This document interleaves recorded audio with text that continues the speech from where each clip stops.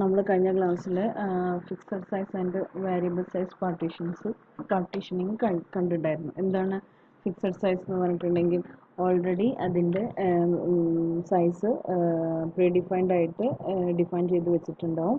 Then അതിൽ variations ഉണ്ടെങ്കിൽ പോലും ആ ഡിഫൈൻ ചെയ്ത് വെച്ചത് പിന്നീട് നമുക്ക് ചേഞ്ച് ചെയ്യാൻ പറ്റില്ല അല്ലേ. ഇപ്പോൾ ഈ ഡാറ്റാസ് വരുന്നത് ഏത് തരത്തിലാണ്, ഏത് റെപ്രസെൻറ്റേഷനിലാണ് സ്റ്റോർ ചെയ്യേണ്ടത് എന്നുള്ളതൊക്കെ നമുക്ക് അറിയുന്നത് ഈ പാർട്ടീഷൻ അലോക്കേഷൻസ് അൽഗോരിതംസ് യൂസ് ചെയ്തിട്ടാണ്. Okay, partition algorithm are used to decide which hole should be allocated to the arrived process. ഏത് ഫ്രീ സ്പേസിൽ എങ്ങനെയാണ് ഡാറ്റാസിനെ സ്റ്റോർ ചെയ്യേണ്ടത് എന്നുള്ളത് തീരുമാനിക്കുന്നതൊക്കെ ഈ പാർട്ടീഷൻ അലോക്കേഷൻ അൽഗോരിതംസ് ബേസ് ചെയ്തിട്ടാണ്. 3 തരത്തിലാണ് പാർട്ടീഷൻ അലോക്കേഷൻ അൽഗോരിതം ഉള്ളത്. First fit, best fit and worst fit. First fit എന്ന് പറഞ്ഞിട്ടുണ്ടെങ്കിൽ allocate the first hole that is big enough. അതായത് നമുക്ക് ആവശ്യമുള്ളതിനേക്കാളും ആവശ്യമുള്ള അത്ര സ്പേസ് അവിടെ ഉണ്ടെന്നുണ്ടെങ്കിൽ ആദ്യത്തെ സ്പേസിൽ തന്നെ കൊണ്ടുപോയിട്ട് പ്രോസസ്സിനെ സ്റ്റോർ ചെയ്യാം. ബെസ്റ്റ് ഫിറ്റ് ആണെന്നുണ്ടെങ്കിൽ allocate the smallest hole that is big enough. നമുക്ക് ആവശ്യമുള്ള അത്രയും സ്പേസിൽ ഏറ്റവും സ്മോളസ്റ്റ് ആയിട്ട് നമുക്ക് സാറ്റിസ്ഫൈ ചെയ്യുന്ന സ്പേസ് ഏതാണോ അതിനെ അലോക്കേറ്റ് ചെയ്യാം. വേസ്റ്റ് ഫിറ്റ് എന്നുണ്ടെങ്കിൽ അലോക്കേറ്റ് ദ ലാർജസ്റ്റ് ഹോൾ. ഇത് ഓരോന്നും എന്താണെന്നുള്ളത് നമുക്കൊരു എക്സാമ്പിൾ വെച്ചിട്ട് പറയാം. അപ്പോൾ നിങ്ങൾക്ക് കുറച്ചും കൂടെ കൂടുതലായിട്ട് മനസ്സിലാവും. നോക്കുക, first fit, best fit, waste fit in fixed partition. ആദ്യം നമ്മൾ പറയുന്നത് ഫിക്സ്ഡ് പാർട്ടീഷനെ ബേസ് ചെയ്തിട്ടാണ്. ഇവിടെ നമുക്ക് 4 പ്രോസസ്സുകൾ വന്നിട്ടുണ്ട്. പ്രോസസ് 1 357 ആണ് അതിൻ്റെ 357 ആണ് അതിൻ്റെ പ്രോസസ് സ്പേസ് വേണ്ടത്. 210 468 491 ഇങ്ങനെ ഇത്രയാണ് ഓരോ പ്രോസസ്സുകൾക്കും ആവശ്യമായിട്ടുള്ള സ്പേസസുകൾ. ഇനി ഇത് ഓരോന്നിലും എങ്ങനെയാണ് ഈ ഒരു പ്രോസസ്സുകൾ വർക്ക് ചെയ്യുന്നത് എന്നുള്ളതാണ് നമുക്ക് നോക്കാനുള്ളത്. ഓരോ അൽഗോരിതത്തിലും ഫസ്റ്റ് ഫിറ്റിൽ എങ്ങനെയാണ്, ബെസ്റ്റ് ഫിറ്റിൽ എങ്ങനെയാണ്, അതേപോലെ തന്നെ വേസ്റ്റ് ഫിറ്റിൽ എങ്ങനെയാണ് വർക്ക് ചെയ്യുന്നത് എന്നുള്ളതാണ് നമുക്ക് നോക്കാനുള്ളത്. ഓക്കെ, അത് ഓരോന്നോരോന്നായിട്ട് നമുക്ക് നോക്കാം. അപ്പോൾ ഇനി നമുക്ക് ഓരോന്ന് എങ്ങനെയാണ് ചെയ്യുന്നത് നോക്കാം. അപ്പോൾ ഇവിടെ നോക്കുക, നമ്മളൊരു memory partition fixed size memory partitions ചെയ്തിട്ടുണ്ട്. ഫസ്റ്റ് പാർട്ടീഷൻ 200 400 600 500 300 ആൻഡ് 250 ഈ രീതിയിൽ മെമ്മറിയെ നമ്മൾ പാർട്ടീഷൻ ചെയ്തിട്ടുണ്ട്. ഓക്കെ, അപ്പോൾ നമ്മൾ ഫസ്റ്റ് ഫിറ്റ് എടുക്കുക. ഫസ്റ്റ് ഫിറ്റ് എടുക്കുമ്പോൾ എങ്ങനെ ചോദിച്ചാൽ ഫസ്റ്റ് പാർട്ടീഷൻ ഏതാണെന്ന് നോക്കും, 200 ആണ്. നമ്മുടെ പ്രോസസ് 1 എത്രയാണ് നോക്കും, 357. അപ്പോൾ ഈ 200-ൽ 357 നമുക്ക് സബ്സ്റ്റിറ്റ്യൂട്ട് ചെയ്യാൻ പറ്റില്ല. അപ്പോൾ അതിൻ്റെ തൊട്ടടുത്തുള്ള പാർട്ടീഷൻസ് എടുക്കും. അപ്പോൾ അതിൽ 400 ആണ് പാർട്ടീഷൻ സൈസ്. സോ 357 ഇതിൽ ഒക്കർ ചെയ്യാൻ പറ്റും, P1-നെ ഒക്കർ ചെയ്യാൻ പറ്റും. സോ P1 ഇവിടെ അലോക്കേറ്റ് ചെയ്യും. ബാക്കി റിമൈനിങ് എത്ര വരും, 43 സ്പേസ് അവിടെ ഉണ്ടായിരിക്കും. 43 എന്താണ്, ഇന്റേണൽ ഫ്രാഗ്മെന്റേഷൻ ആണ്. ഇനി രണ്ടാമത്തെ എടുക്കും, തൊട്ടടുത്ത ഫസ്റ്റ് കാണുന്ന സ്പേസ് ഏതാണോ നോക്കും. ആദ്യം 200-ൽ പറ്റുമോ നോക്കും, 200-ൽ പറ്റില്ല, 400 ഓൾറെഡി അലോക്കേറ്റഡ് ആണ്. ദെൻ അടുത്തത് P2 600 എന്നുള്ള സ്പേസ് ആണ്. സോ P2 എന്നുള്ളത് 600 എന്നുള്ള സ്പേസിൽ കൊണ്ടുപോയി സ്റ്റോർ ചെയ്യും. റിമൈനിങ് 390 സ്പേസ് അവിടെ ഉണ്ടായിരിക്കും. ഇത് ഇന്റേണൽ ഫ്രാഗ്മെന്റേഷൻ ആണ്.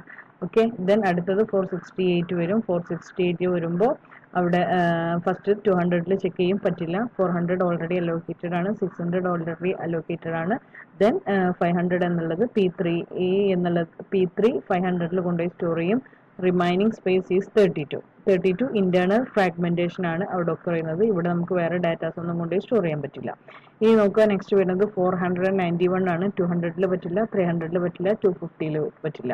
ഓക്കെ, അപ്പോൾ ഇവിടെ എക്സ്റ്റേണൽ ഫ്രാഗ്മെന്റേഷൻ എത്രയാണ് വരിക, 300 സ്പേസ് ഉണ്ട്, 250 സ്പേസ് ഉണ്ട്, 200 സ്പേസ് അവിടെ ബാലൻസ് ഉണ്ട്. അതോടുകൂടി തന്നെ ഈ ഇന്റേണൽ ഫ്രാഗ്മെന്റേഷന്റെ ബാലൻസ് ഉള്ള എമൗണ്ട് കൂടി വരും. അതായത് 550 750 പ്ലസ് 43 അങ്ങനെ 390 പ്ലസ് 32 എങ്ങനെയാണെന്നുണ്ടെങ്കിലും ഈ 491-നേക്കാളും കൂടുതൽ സ്പേസ് ഇവിടെ ഉണ്ട്. പക്ഷെ നമുക്ക് എന്ത് ചെയ്യാൻ പറ്റില്ല, നമ്മുടെ ഡാറ്റേനെ സ്റ്റോർ ചെയ്യാൻ പറ്റുന്നില്ല. ഈ ഒരു പ്രോസസ്സിനെയാണ് നമ്മൾ എക്സ്റ്റേണൽ ഫ്രാഗ്മെന്റേഷൻ എന്ന് പറയുന്നത്.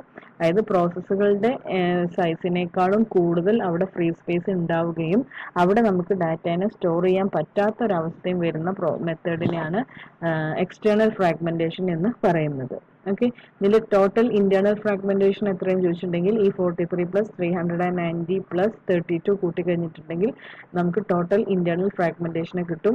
എക്സ്റ്റേണൽ ഫ്രാഗ്മെന്റേഷൻ എങ്ങനെ കിട്ടുക? ഈ ഫ്രീ സ്പേസസുകളൊക്കെ കൂടെ കൂട്ടുക, അത് ഇതിനേക്കാളും കൂടുതലാണോ എന്ന് നോക്കുക. നമ്മുടെ ഇവിടെ ഓൾറെഡി ഉള്ള നമുക്ക് പ്രോസസ്സ് സ്റ്റോർ ചെയ്യാനുള്ള പ്രോസസ്സിനേക്കാളും കൂടുതലാണ് എന്നുണ്ടെങ്കിൽ അത് എക്സ്റ്റേണൽ ഫ്രാഗ്മെന്റേഷൻ എന്നുള്ള വാല്യൂ ആയിരിക്കും നമുക്ക് കിട്ടുക. ഓക്കെ, അപ്പോൾ ഫസ്റ്റ് ഫിറ്റ് എങ്ങനെയാണെന്നുള്ളത് നിങ്ങൾക്ക് മനസ്സിലായിട്ടുണ്ടെന്ന് വിചാരിക്കുന്നു. ഇനി നമുക്ക് ബെസ്റ്റ് ഫിറ്റ് എങ്ങനെയാണെന്ന് നോക്കാം. ബെസ്റ്റ് ഫിറ്റ് എങ്ങനെയാണെന്ന് വെച്ചിട്ടുണ്ടെങ്കിൽ ഏറ്റവും മിനിമം അവൈലബിൾ സ്പേസ് ഏതാണെന്ന് നോക്കും, അതിൽ കൊണ്ടുപോയിട്ട് സ്റ്റോർ ചെയ്യാൻ നോക്കും. എന്ന് പറഞ്ഞു കഴിഞ്ഞാൽ ഇപ്പോൾ P1 എടുക്കുക. P1 357 ആണ് അതിൻ്റെ സൈസ്. സോ ഇതിൽ ഏറ്റവും മിനിമം ഏതാണ്? 200. 200ൽ കൊണ്ടുപോയിട്ട് 357 സ്റ്റോർ ചെയ്യാൻ പറ്റില്ല. സോ അടുത്ത മിനിമം എടുക്കും 250. 250ലും പറ്റില്ല. നെക്സ്റ്റ് വരുന്നത് 300, അവിടെയും പറ്റില്ല. അടുത്ത വരുന്നത് 400. സോ ഏറ്റവും മിനിമം ആയിട്ടുള്ള നമ്മളെ പ്രോസസ്സിന് ഏറ്റവും മിനിമം ആയിട്ടുള്ള സ്പേസ് കണ്ടുപിടിക്കും, അതിൽ കൊണ്ടുപോയിട്ട് P1നെ സ്റ്റോർ ചെയ്യും. സോ P1നെ ഫസ്റ്റ് സ്റ്റോർ ചെയ്തു. ദെൻ റിമൈനിങ് 43 സ്പേസ് അവൈലബിൾ ആണ്. ഇന്റേണൽ ഫ്രാഗ്മെന്റേഷൻ ആണ്. നെക്സ്റ്റ് വരുന്നത് P2. P2ന് 210 ആണ്. ഫസ്റ്റ് സ്പേസിൽ നോക്കും പറ്റില്ല. ദെൻ സെക്കൻഡ് സ്പേസിൽ നോക്കും, അവിടെ പോസിബിൾ ആണ്. സോ P2നെ അവിടെ കൊണ്ടുപോയിട്ട് സ്റ്റോർ ചെയ്യും. ഓക്കെ, അപ്പോൾ ബാക്കി വരുന്നത് എത്രയായിരിക്കും? 210. ബാക്കി 40 സ്പേസ് അവിടെ ഇന്റേണൽ ഫ്രാഗ്മെന്റേഷൻ ആയിട്ട് പോകും. ദെൻ നെക്സ്റ്റ് P3 നോക്കും. 468. 200ൽ പറ്റില്ല. 400 ഓൾറെഡി അലോക്കേറ്റഡ് ആണ്. ദെൻ 250 അലോക്കേറ്റഡ് ആണ്. സോറി, 200 കഴിഞ്ഞാൽ 250 അലോക്കേറ്റഡ് ആണ്. ദെൻ 300 ചെക്ക് ചെയ്യും. 300ൽ പോസിബിൾ അല്ല. ദെൻ 400 വന്നു. 400ൽ ഓൾറെഡി ഡാറ്റ ഉണ്ട്. ദെൻ നെക്സ്റ്റ് വരുന്നത് 500 ആണ്. 500ൻ്റെ അവിടെ പോയിട്ട് 468 എന്നുള്ളത് സ്റ്റോർ ചെയ്യും. ദെൻ P3ക്ക് 500 എന്ന് പറയുന്ന ലൊക്കേഷനിൽ സ്റ്റോർ ചെയ്യും. റിമൈനിങ് 32 സ്പേസ് ഇന്റേണൽ ഫ്രാഗ്മെന്റേഷൻ ആയിട്ട് വരും. ഇനി നമുക്ക് അടുത്ത വരുന്നത് 491. ഫസ്റ്റ് സ്പേസിൽ നോക്കും, പോസിബിൾ അല്ല. രണ്ടാമത്തത് ഓൾറെഡി ഒക്യുപ്പൈഡ് ആണ്. ദെൻ മൂന്നാമത്തതിൽ പോസിബിൾ അല്ല. നാലാമത്തത് ഒക്യുപ്പൈഡ് ആണ്. അഞ്ചാമത്തതും ഒക്യുപ്പൈഡ് ആണ്. So the remaining space is 600. 600ൽ നമുക്ക് P4 എന്ന് പറയുന്ന ഡാറ്റ സ്റ്റോർ ചെയ്യാം. ദെൻ 109 എന്നുള്ള ബാലൻസ് ഇന്റേണൽ ഫ്രാഗ്മെന്റേഷൻ വരും. ഇവിടെ എക്സ്റ്റേണൽ ഫ്രാഗ്മെന്റേഷൻ ഒക്കർ ചെയ്യുന്നില്ല, കാരണം എല്ലാ പ്രോസസ്സുകളെയും നമുക്ക് അലോക്കേറ്റ് ചെയ്യാൻ പറ്റി എന്നുള്ളതുകൊണ്ട് നമുക്ക് എക്സ്റ്റേണൽ ഫ്രാഗ്മെന്റേഷൻ ഇവിടെ ഒക്കർ ചെയ്യുന്നില്ല. പക്ഷേ ഇന്റേണൽ ഫ്രാഗ്മെന്റേഷൻ ഉണ്ടാവുന്നുണ്ട്, കാരണം ഓൾറെഡി നമ്മൾ ഫിക്സഡ് സൈസ് ആണ്. നമ്മുടെ റിമൈനിങ് സ്പേസ് അവിടെ ഫ്രീ ആയിട്ട് കിടക്കും. ടോട്ടൽ ഇന്റേണൽ ഫ്രാഗ്മെന്റേഷൻ എത്രയും ചോദിച്ചിട്ടുണ്ടെങ്കിൽ ഈ ബാലൻസ് വന്ന മെമ്മറി സ്പേസ് എല്ലാം കൂടി കൂട്ടിക്കഴിഞ്ഞാൽ നമുക്ക് ടോട്ടൽ ഇന്റേണൽ ഫ്രാഗ്മെന്റേഷൻ എന്നുള്ള കേസ് നമുക്ക് കിട്ടും. ഓക്കെ, ദെൻ ഇനി ഇതിൽ ഏറ്റവും നല്ല അൽഗോരിതം ഏതാണെന്ന് ചോദിച്ചിട്ടുണ്ടെങ്കിൽ നമുക്ക് പറയാൻ പറ്റിയ ബെസ്റ്റ് ഫിറ്റ് ആണ് എന്നുള്ളതാണ്. ഈ നെക്സ്റ്റ് വരുന്നത് വേസ്റ്റ് ഫിറ്റ് അൽഗോരിതം ആണ്. വേസ്റ്റ് ഫിറ്റ് അൽഗോരിതത്തിൽ എങ്ങനെ ചെയ്യുന്നതെന്ന് വെച്ചിട്ടുണ്ടെങ്കിൽ ഏറ്റവും ഹയസ്റ്റ് സ്പേസിനെ ഫസ്റ്റ് എടുക്കും. ഓക്കെ, ഇപ്പോൾ 357 എന്നുള്ളത് സ്റ്റോർ ചെയ്യാൻ വേണ്ടിയിട്ട് നമ്മൾ ഫസ്റ്റ് ഹയസ്റ്റ് സ്പേസ് ഏതാണെന്ന് ചെക്ക് ചെയ്യും. 200 അല്ല, 400 അല്ല, 600, 500 എല്ലാം ചെക്ക് ചെയ്തിട്ട് നമ്മൾ തീരുമാനിക്കും ഏറ്റവും ഹയസ്റ്റ് ഏതാണെന്നുള്ളത്. 600 ആണ്. സോ 600ൽ പോയിട്ട് P1നെ സ്റ്റോർ ചെയ്യും. സോ ദ റിമൈനിങ് എത്ര വരും? 357ന് 243 അല്ലേ? 243 സ്പേസ് അവിടെ ഇന്റേണൽ ഫ്രാഗ്മെന്റേഷൻ ആയിട്ട് വരും. ഇനി P2 എടുക്കും. P2 അടുത്ത ഹയസ്റ്റ് സ്പേസ് ഏതാന്ന് നോക്കും. 500 എന്നുള്ള സ്പേസ് ആണ്. അവിടെ കൊണ്ടുപോയിട്ട് P2നെ സ്റ്റോർ ചെയ്യും. ദ റിമൈനിങ് ഇന്റേണൽ ഫ്രാഗ്മെന്റേഷൻ 240 എന്നുള്ളതായിരിക്കും അവിടെ ഇന്റേണൽ ഫ്രാഗ്മെന്റേഷൻ വരിക. അടുത്തത് 468. 468നെ നമുക്ക് അലോക്കേറ്റ് ചെയ്യാനുള്ള സ്പേസ് പോസിബിൾ ആയ സ്പേസ് ഇല്ല. 200ൽ പറ്റില്ല, 400ൽ പറ്റില്ല, 300 പറ്റില്ല, 250 പറ്റില്ല. ഓക്കെ, അതേപോലെ തന്നെ P4ൻ്റെ കേസ് ആണെങ്കിലും നമുക്ക് സ്റ്റോർ ചെയ്യാൻ പറ്റില്ല. പക്ഷേ ഇവിടെ എക്സ്റ്റേണൽ ഫ്രാഗ്മെന്റേഷൻ ഒക്കർ ചെയ്യുന്നുണ്ട്, കാരണം രണ്ട് പ്രോസസ്സും കൊണ്ട് ടോട്ടൽ കണ്ടുപിടിക്കുക.